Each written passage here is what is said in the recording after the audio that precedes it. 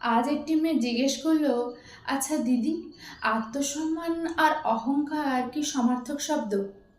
কি বলি বলুন তো, আমি নিজেই এর সঠিক প্রয়োগ বুঝলাম না এখনো।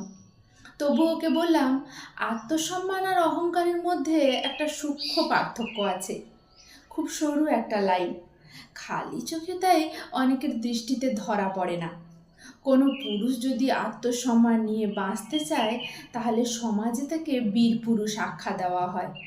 আর কোনো মহিলা যদি স্বামী বা বাবার পরিচয় ছাড়া নিজের একটা পরিচয় তৈরি করে আত্মসম্মানের সঙ্গে বাঁচতে চায়, তাহলে তাকে সমাজে অহংকারী বলে। আর তখন সেই অহংকারকে ভাঙার জন্য সকলেই একজোট হয়। ওই জোটে হয়তো দেখবে মহিলাদের সংখ্যাই বেশি পাবে।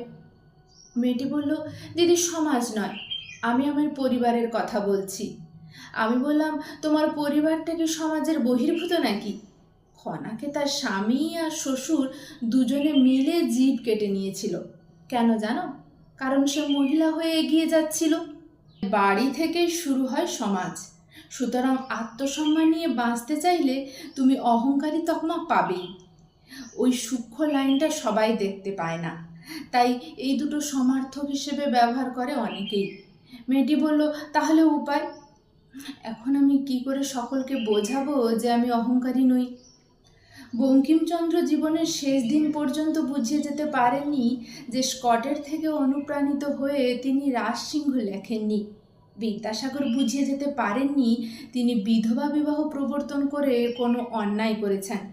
স্বয়ং ভগবান যিশু থেকে চৈতন্যদেব কেউই বুঝিয়ে যেতে পারেননি কোনটা ন্যায় কোনটা অন্যায়।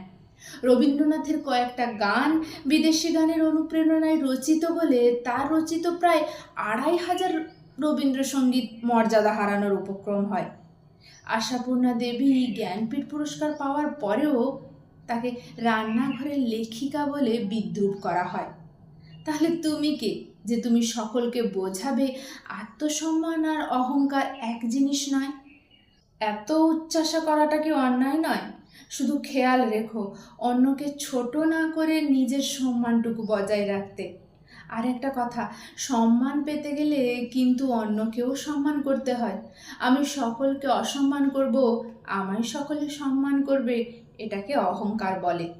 তখন আর সেটা শুধু আত্মসম্মানের গণ্ডিতে সীমাবদ্ধ থাকে না। তবে হ্যাঁ, আত্মসম্মান বোধকে এক নজরে মানুষ অহংকার বলে দাগিয়ে দিতেই পারে, কারণ দৃঢ় মেরুদণ্ড মানুষের চক্ষুসুরি। বলল, তাহলে দিদি এখন কি করব? আমি বললাম, তোমার নামের আগে অহংকারী শব্দটা তোমার বেশি ভালো লাগে নাকি নামের শেষে আহাসূচক করুণা? মেয়েটি একটু ভেবে বলল, অহংকারী শ্রুতি মধুর দিদি। তবে আর কি, এবার থেকে অহংকারীটাকে প্রশংসা ভেবে এগিয়ে চলো, কারণ আত্মসম্মান আর অহংকারের পার্থক্য বোঝানো অত সহজ কাজ নয়। অহংকার ঔদ্ধত্য আনে আর আত্মসম্মান আত্মবিশ্বাস বাড়ায়, কিন্তু ওই যে বোঝানো এত সহজ নয়। পরিবার, আত্মীয় এরাই আত্মসম্মানকে অহংকার বলে দাগিয়ে দিতে অগ্রণী ভূমিকা নেয়।